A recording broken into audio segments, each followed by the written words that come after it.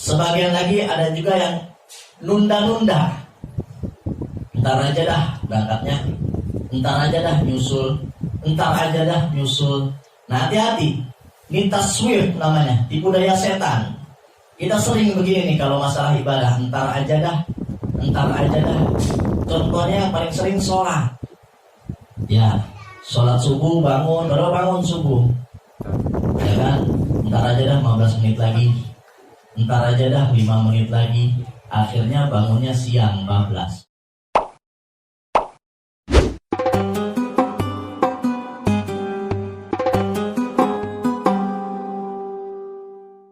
Surat Bara'ah atau surat At-Taubah yang kita kenal, Ibnu Abbas radhiyallahu taala anhu menjuluki surat ini dengan julukan surat yang memalukan.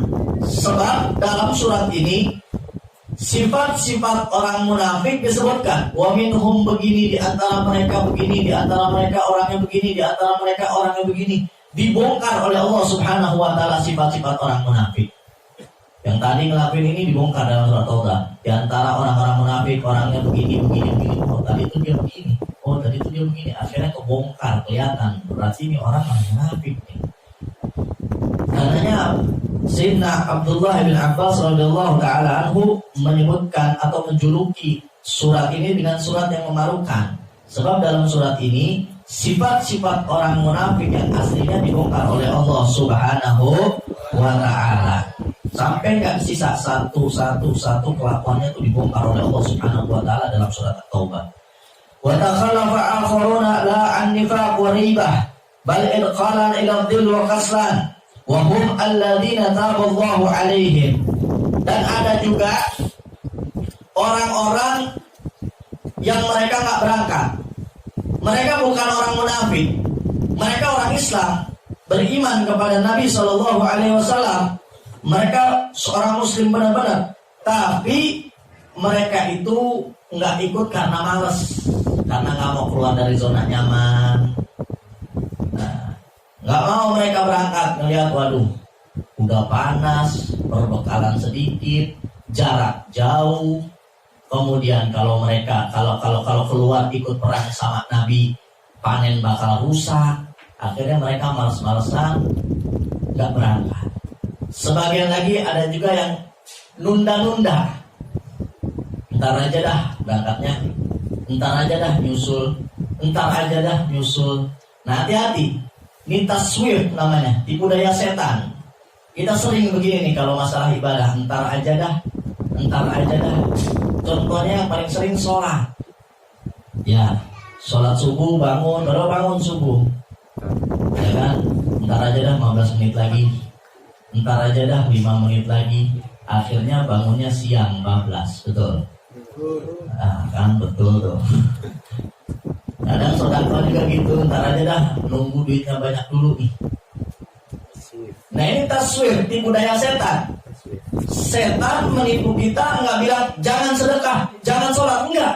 Tapi menipu kita dengan kata-kata ntar aja, ntar aja, ntar aja. Akhirnya benar-benar kita tinggalkan. Na'udzubillahi min dzalik. Makanya jangan sampai ketipu. Entar nunggu sedekah, duit masih sedikit, entar aja kumpulin banyak tuh. Kelihatannya baik, nungguin banyak.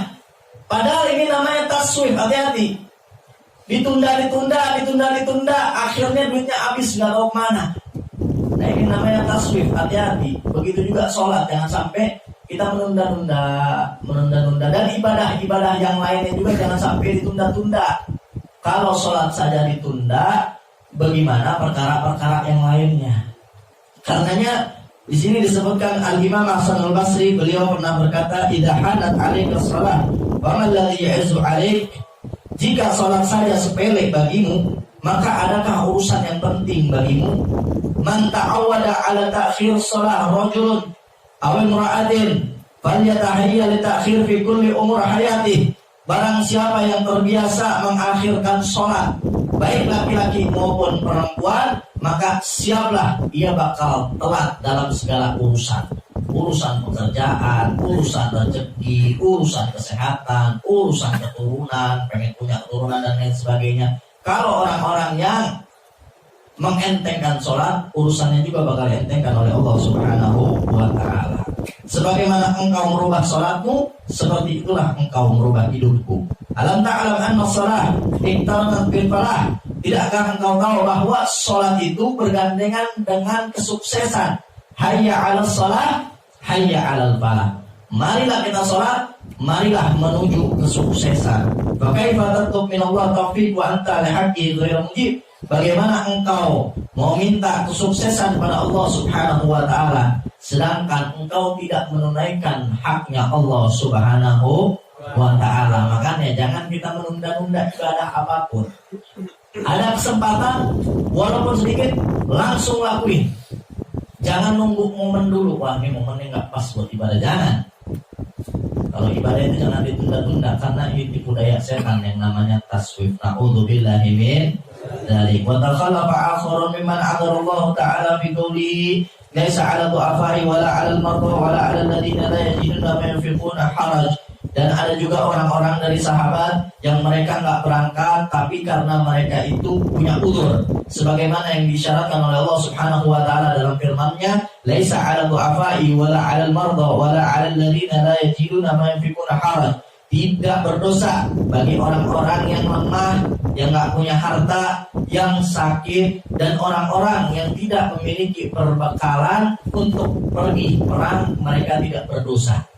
Karenanya ketika di Tabuk Nabi Shallallahu Alaihi Wasallam bersabda, wa huwa bi Tabuk inna bil Madinah aqwaman ma qata'na wadiyan wala sya'ban illa wa hum ma'ana fihi habasahumul 'udzur. Kata Nabi Shallallahu Alaihi Wasallam ketika beliau di Tabuk bersama para sahabat yang lainnya yang berangkat berperang, inna bil Madinah aqwaman, di Madinah itu ada kelompok yang mereka setiap kita keluar ke suatu daerah pasti mereka bersama kita. Tapi hari ini kata Nabi Shallallahu Alaihi Wasallam, habasahumul 'udzur. Akan tapi hari ini mereka tercegah karena udzur. Nah itulah mereka orang-orang yang lemah, yang